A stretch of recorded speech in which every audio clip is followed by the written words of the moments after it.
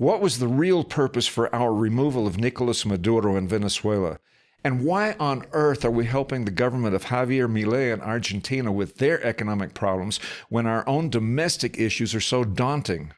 Are the two somehow related, or is it the product of an unfocused, aleatoric, and chaotic foreign policy that many accuse Donald Trump's administration of imposing on the country and indeed the world? Well, in this three-part series, I shall try to explain it all as best I can. I am Pablo el Molinero.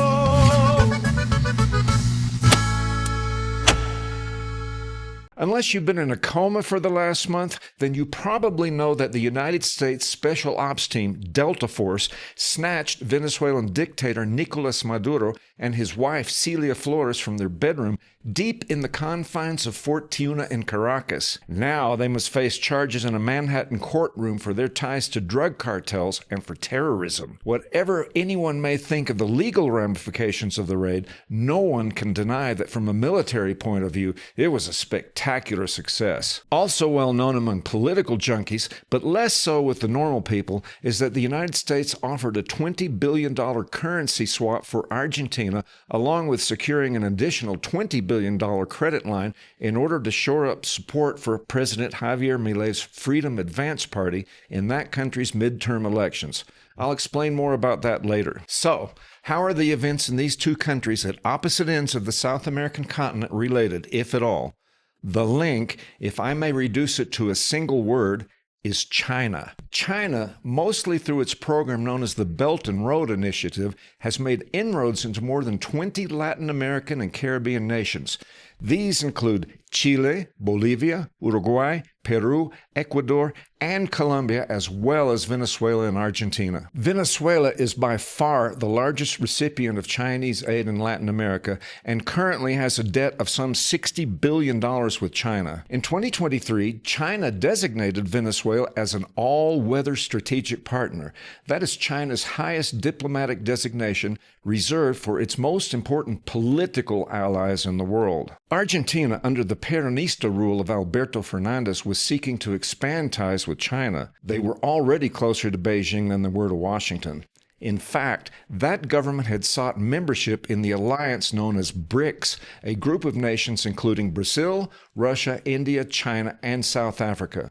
The group's goals include supplanting the dollar as the world's trading currency, and by doing so, reduce the influence of the United States around the globe. In late 2023, Argentina was formally invited to join the BRICS coalition, but in 2024, upon assuming the presidency of the Argentine Republic, Javier Milei kept a campaign promise he made and politely declined the invitation. If you find this kind of analysis interesting and informative, please like and share the video with your friends. Also, subscribe to the channel and click on the bell so you can be notified anytime we come out with new content. It would really help the channel out. Back to the topic at hand. Many Trump critics say that his support for Milei can't be justified and is due solely to Milei's solid loyalty to Trump on the international stage. Well, I'm certainly not going to claim that Donald Trump isn't on board with some over-the-top brown-nosing, but to say that a successful Argentina is of no special benefit to the United States is incredibly short-sighted. Argentina used to be a very wealthy country until decades of mismanagement and corruption drove it to its knees. That is the kind of economic situation that attracts China with a tactic some refer to as debt trap diplomacy.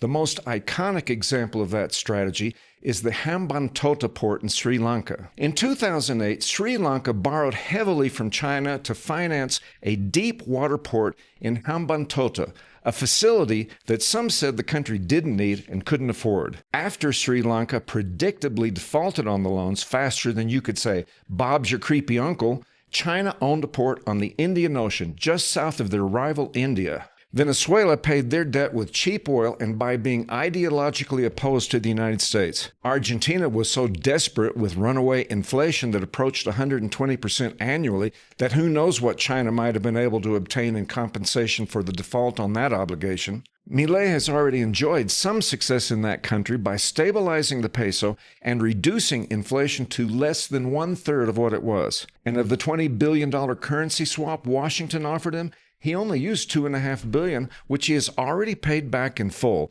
earning the United States tens of millions of dollars in interest. A prosperous Argentina is important to us because prosperity brings stability. The fact that Trump administration is backing Milei sends an important psychological message to Argentinians that the U.S. has their back and is invested in their success. China, to put it mildly, is a fierce competitor of the United States, and I don't think it's unfair to say that stability of Latin America under Washington's care and influence is perhaps not in Beijing's best interest. I think it's clear that our president is doing what he can to consolidate the United States' influence around the world, and especially in our own hemisphere. Be sure to look for our next video titled Latin America's Shift to the Right, where I shall examine more of what is happening in our own Down Under. It's coming to a Pablo El Molinero channel near you. Thanks for watching. This is Pablo El Molinero.